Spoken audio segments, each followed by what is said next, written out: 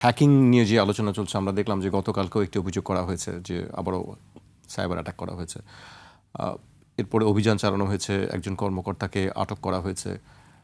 আপনার কাছে কি মনে হয় আসলে এই সাইবার অ্যাটাকের বিষয়টি? না দেখেন, সাইবার অ্যাটাক, আমি আর একটা জাস্ট একটা পয়েন্ট জি। বলি। ধরেন পিলখানা হত্যাকাণ্ড, এটাতে পলিটিক্স ছিল। এই হত্যাকাণ্ড প্ল্যান্ড হত্যাকাণ্ড। কারণ তখন এর আগে সব মানে অফিসারদেরকে ওখানে ক্লোজ করা হয়েছে ট্রেনিংয়ের নামে, করে প্ল্যান করে এটাকে তাদেরকে হত্যা করা হয়েছে। এই হত্যায় তখন মইনু আহমেদ আর্মি চিফ ছিল, মইনু ফখরুদ্দিনের সরকার। এটা শেখ হাসিনা এটা তাদেরকে আর্মি এটা হ্যান্ডেল করতে চাইছে, পারমিশন দেওয়া হয় নাই। এবং আর্মি ডিসিপ্লিন ফোর্স এটা আপনারা জানেন যে প্রধানমন্ত্রী প্রেসিডেন্টের অধীনে থাকে, তাদের হুকুমের বাইরেও যেতে পারেন না। আবার সিনিয়র অফিসারের হুকুমের জুনিয়র অফিসার বাইরে যেতে পারে না।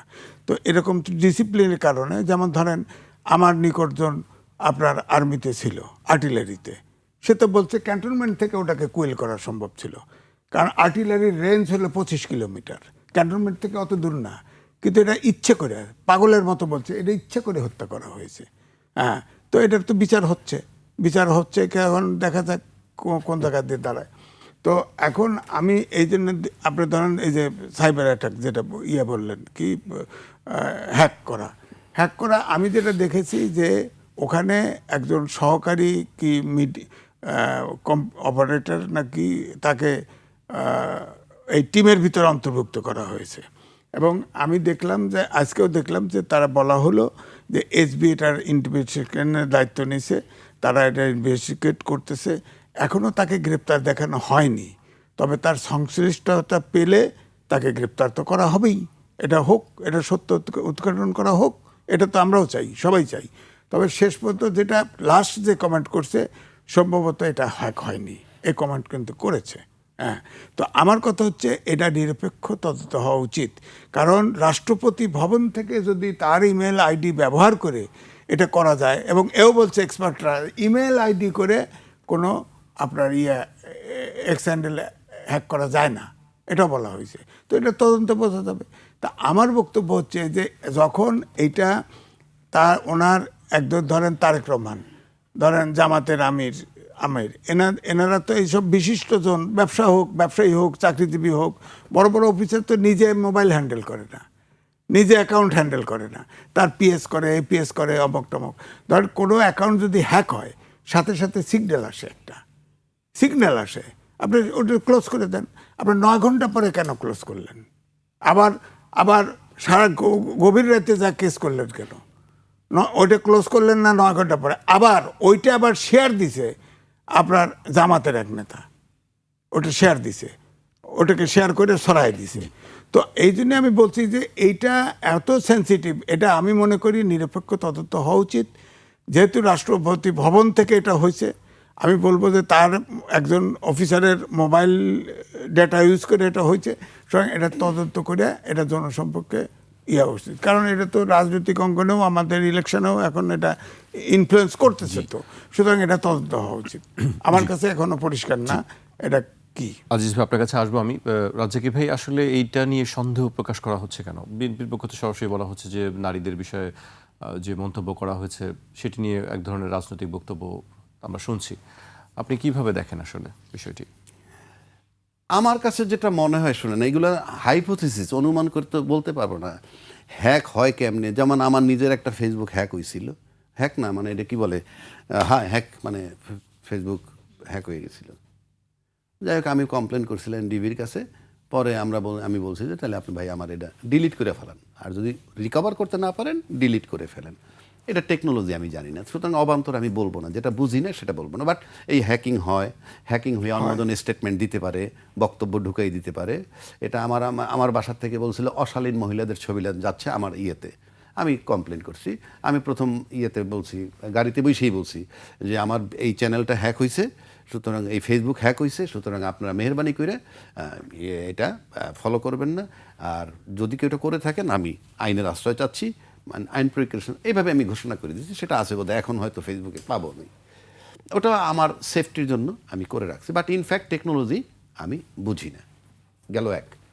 দ্বিতীয় আসেন, ধরেন জামাতের আমিরের এই বক্তব্য আসছে, আমার হ্যাকিং ট্যাকিং মেইন হলো তার বক্তব্যটা, এটি তো আলোচিত। উনি নারীকুলকে জঘন্য ভাষা একটা শব্দ প্রয়োগ করছেন। আপনি যদি নর্মাল করে চিন্তা করেন, এটার পর কিন্তু রাস্তায় মিছিল হয়েছে, মিছিলে যারা গেছে আন্দোলন এমন হয়েছে যে আমির সম্পর্কে 2 গালে মারো, ঝাড়ু মারো, ঝাড়ু মিছিল ইত্যাদি ইত্যাদি হয়েছে। এটা to some extent character assassination. If it is fact, তাহলে তো জঘন্য অপরাধ। এখন প্রশ্ন হচ্ছে, যারা মাঠে নামছে তারা কি কেউ, তারা কারা? তারা জামাত ঘরানার লোক তো না, জামাত বিরোধী শিবিরের লোক। তো জামাত বিরোধী শিবিরের লোক তো সবসময় জামাত বিরোধী, সে তো এই ঘটনা না ঘটলেও ভোট দিত না। যে মহিলাগুলা নামছে তারাও খুব স্মার্ট ড্রেস পরা, মানে যে সমস্ত কথা আছে যে এই জামাতে এই সমস্ত পোশাকের বিরোধিতা করবেন ক্ষমতায় গেলে, সেরকম পোশাক পরাও তারা ছিল। তো তারা তো জামাতকে কখনোই ভোট দিবে না, ওই স্টেটমেন্ট না বাইরেলেও ভোট দিত না। কথাটা বোঝার চেষ্টা করেন। তাহলে তারা যদি না করে তাতে কি আসে যায়?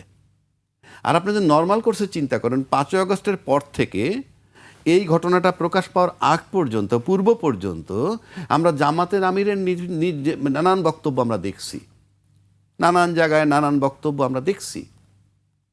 তার সাথে এটা সামঞ্জস্যপূর্ণ হয় কি না ব্যক্তিগতভাবে আপনি আমার জিজ্ঞান, বলবে আমি জামাত করি না, কিন্তু আমার কাছে সামঞ্জস্যপূর্ণ হয় না। 1, 2, 5-7 দিন 10 দিন পরে নির্বাচন, সে কি ম্যাড, অ্যাবনর্মাল? সে এই স্টেটমেন্টটা দিবে, এতে কি তার ভোট বাড়বে? এইটুক কি সে বোঝে না? আমি তর্কের খাতিরে বলতেছি, আর কিছু না হোক, এইটুক বোঝে না? এটা করলে যখন ভোট কমবে, তাহলে কি এটা তার করার কথা? আপনি ধরতে পারেন বা না পারেন সেটা অন্য কথা, কিন্তু এটা করলে তার ভোট কমবে, এটা কি তার করার কথা? 3 নম্বর, জামাত ঘরানার যারা লোক, এই যে 40 লক্ষ বোরকা বানাইছে, আরে ভাই বুদ্ধি যদি থাকতো 40 লক্ষ বোরকা পরাইয়া কিছু পুরুষ লোকই মাঝখানে নামাই দিতেন, সামনে কিছু মহিলা থাকতো, তারা বলতো আমরা জামাতের ভোটার, জামাতকে ফলো করতাম, জামাতকে বিশ্বাস করতাম, কিন্তু জামাতের আমির যে ঘটনাটা বলছে, যে ভাষা, আমরা আর তাকে, মানুষ বুঝতো হ্যাঁ এতজন বোরকা পইরা নামছে, তাইলে এটা। তো আপনি কতগুলো জিনিস তো ভাই, আমি বলছি না যে, মানে এটা সামঞ্জস্য থাকতে হবে। তারপরে ধরেন এটাকে আপনি যদি বারবার ক্যাশ করতে যান, এটা আপনি এস্টাবলিশ করতে, উনি বলছেন, উনি এই সব কিছু অর্থ কি দাঁড়ায় জানেন? তাকে ভয় পাওয়া, জামাতকে ভয় পাওয়া। কারণ কথিত মতে পিছনের জ্যোতির জরিপ, তাতে 2টা দলের মধ্যে যে প্রতিদ্বন্দ্বিতা, তাতে এক দলের 30-35% ভোট আছে। জামায়াতকে কি বিএনপি ভয় পাচ্ছে? আমি বলতেছি, এক দলের আছে 30-35% ভোট, আর এক দলের আছে 7-8-10%। তর্কের খাতিরে ধরে নিলাম, কিছু বলে ইনক্রিজ হয়েছে, না হয় 15% হয়েছে, সব মিললে ভালো 15%। একটি জরিপ আছে, সেটি আমি উল্লেখ করবো আপনার কাছে, কিন্তু আপনি বলছেন যে ভয় পায় বিএনপি, কি জামায়াতকে ভয় তো পায়? ভয় না পেলে আপনি কোথায়, তাদের সাথে তাদের বক্তব্য তো আমি, পার্থক্য তো আসমান জমিন। তাদের ভোটের ব্যবধান বা জরিপের যে রেজাল্ট, মানুষ যেটা চিন্তা করে, তাতে আসমান জমিন পার্থক্য। এরপর এও শুনি আবার আওয়ামী লীগও নাকি তাদেরকে ভোট দিবে। এই সব কিছু মিলিয়ে যদি আপনি হিসাব করেন, তারপরে এটা বলা অবান্তর না। তার মানে হয়তো তারা মাঠে আর এক রকম দেখতে পাচ্ছে রেজাল্ট, তাই বলা, এবং ভয় পায়, কেয়ারিং। তা নাহলে আমি যদি এরকম বড় দলের হইতাম, আমি তো অন্তত বলতাম না, কারণ আমার নিজের 35% ভোট আছে। আরও যদি ভোট কিছু বাড়ে, আওয়ামী লীগও যদি মানে ভোট দেয়, জামাত কি রে ভাই, কোনো আইটেমই না, কোনো ইস্যুই না। অথচ আমি ভীত না হইলে আমি কেন এটা নিয়ে এভাবে বলছি? আর যারা মাঠে নামছে তারা কেউ কোশ্চিন কালও জামাতকে ভোট দিবে না। এখনো বলছি, জামাতের বোরকা নিয়ে দাড়ি টুপি নিয়ে যদি কয়েক লক্ষ লোক নেমে বলতো, তাহলে হ্যাঁ ইয়েস, আমরা জামাত করতাম, এখন করি না এই কারণে। সেটা তো আমরা পাইনি। যারা নামছে মাঠে তারা কখনো, সবচেয়ে বড় ম্যাপটা কোনটা হয়েছে, এটা এক ধরনের ক্ষতি হয়েছে আমি মনে করি, যে এইটার নিয়ে যখন মিছিল নামলো, তারপরে কিন্তু ছাত্র শিবির নেমে গেল মাঠে এবং ব্যাপকভাবে নামছে। এই যে নামছে, তারা উঠবে কি না সেটা একটা বিষয়। কারণ তাদের বক্তব্য হলো যে আমার জামাতের আমিরকে নিয়ে, জামাতের আমির সাহেবের ক্যারেক্টার অ্যাসাসিনেট করছে, এটা তাদের বক্তব্য। তারা মাঠে নামছে, এবং তাদের মাঠে নামার ফোর্সটা কিন্তু আগে যারা নামছে তাদের চেয়ে তাদের বেশি ছাড়া কম না।